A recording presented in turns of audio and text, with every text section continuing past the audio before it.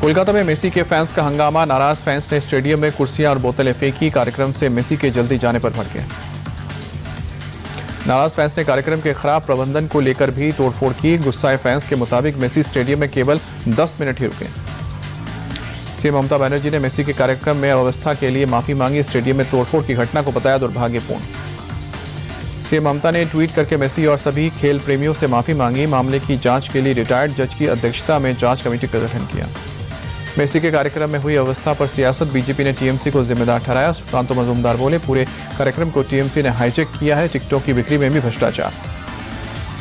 दिग्गज footballer Lionel Messi 3 दिन के भारत दौरे पर। कोलकाता में अपने 70 फीट ऊंचे स्टैचू का वर्चुअल अनावरण भी किया। कोलकाता में शाहरुख खान ने मेसी से मुलाकात की। छोटे बेटे अब्राहम भी मौजूद रहे, तस्वीरें भी खिंचवाई। लियोनेल मेसी 15 दिसंबर को दिल्ली में पीएम मोदी से करेंगे मुलाकात। अरुण जेटली स्टेडियम में होगा समारोह।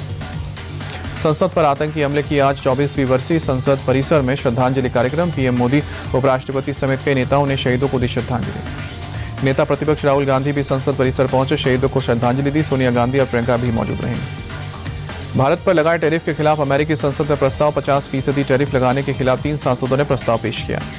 डेमोक्रेट पार्टी के 2 सांसद डेबोरा रॉस और मार्क विजी और राजा कृष्णमूर्ति ने प्रस्ताव पेश किया। टैरिफ को बताया गलत। अमेरिका ने भारत पर अगस्त में 50% टैरिफ लगाया है। मनरेगा योजना का नाम पूज्य बापू ग्रामीण रोजगार योजना करने पर प्रियंका गांधी बोली, इसके पीछे सरकार की क्या मानसिकता समझ में नहीं आ रही है। इससे क्या फायदा होगा, उल्टा सरकार का और खर्च बढ़ेगा।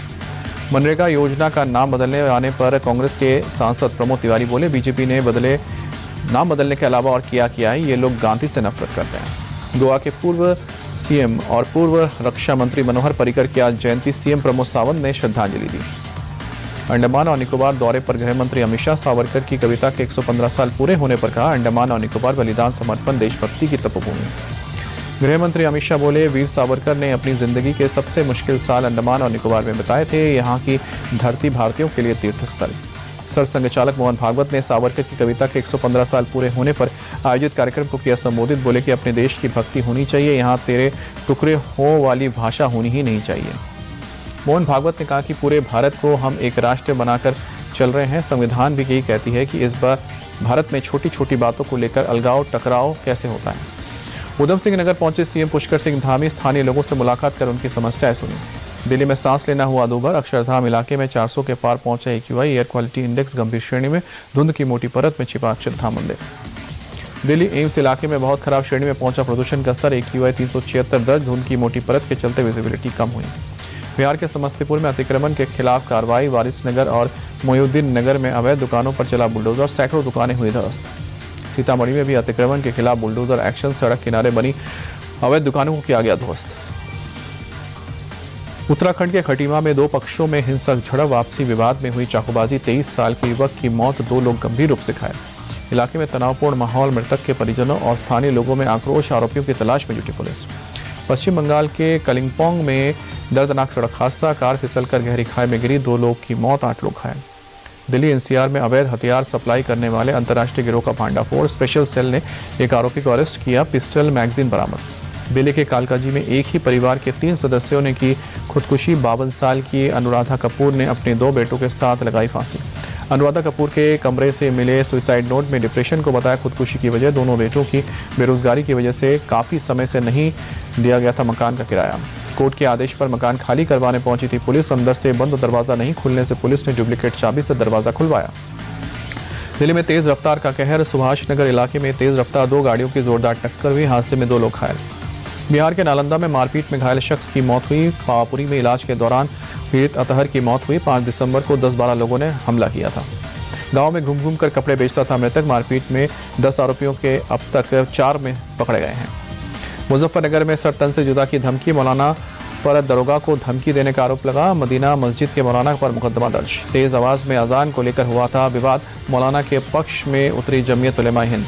खुले में शराब पीने वालों के खिलाफ लखनऊ पुलिस का अभियान। अलग अलग इलाकों में की कार्रवाई। मड़ियाव गांव में हिदायत देते बयान में लोगों का चालान कटा। लखनऊ में सन की आशिक ने प्रेमिका को गोली मारी। युवती के हाथ में गोली लगी। केस दर्ज करके आरोपी की तलाश। ब्रेकअप के चलते नाराज था। प्रयागराज में माघ मेला 2026 की तैयारियां तेज। पंडाल सजने लगे। 3 जनवरी से शुरू होगा मेला। 15 फरवरी को महाशिवरात्रि के दिन समापन। जम्मू कश्मीर के अवंतीपुरा में जैश का एक मददगार नजीर गिरफ्तार हुआ। सुरक्षा बलों ने मुसैब के पास से ग्रेनेड भी बरामद किए। अभिनेता रजनीकांत तिरुपति बालाजी पहुंचे। मंदिर में दर्शन कर भगवान वेंकटेश्वर का लिया आशीर्वाद। कल अभिनेता ने मनाया था अपना 75वां जन्मदिन। यूपी के प्रयागराज में ठिठुरन के साथ कोहरे की मार। शहर के कई हिस्सों में छाया घना कोहरा, विजिबिलिटी कम हुई। घने कोहरे के चलते ग्रेटर नोएडा में एक्सीडेंट। ईस्टर्न पेरिफेरल एक्सप्रेसवे पर कई गाड़ियों की आपस में टक्कर हुई, कई लोग घायल हुए। हरियाणा के करनाल में ठंड और कोहरे की डबल मार। शहर के कई हिस्सों में छाया घना कोहरा, विजिबिलिटी बहुत कम। उड़ीसा के मयूरभंज में शीतलहर जारी। बढ़ती ठिठुरन के साथ आसमान में छाई धुंध की मोटी परत। तापमान में भारी गिरावट से कश्मीर घाटी में शीतलहर का प्रकोप। श्रीनगर में जबरदस्त ठंड के साथ घना कोहरा, कोहरे के चलते विजिबिलिटी कम हुई। दक्षिण पश्चिमी यूक्रेन के ओडेसा में रूसी सेना का बड़ा हमला। चर्नोमोर्स्क बंदरगाह पर खड़े तुर्की की एक कंपनी का एक जहाज ड्रोन अटैक के बाद लगी भीषण आग। ऑस्ट्रेलिया में 15,000 फीट की ऊंचाई पर बड़ा हादसा। छलांग दौरान एक स्काई ड्राइवर का पैराशूट प्लेन के पिछले हिस्से में फंसा। हवा में लटका स्काई ड्राइवर ने एक हुक की मदद से पैराशूट की रस्सी को काटा। तेजी से नीचे गिरते हुए मुख्य पैराशूट खोला। एक खेत में सुरक्षित नीचे उतरने पर हुआ कामयाब।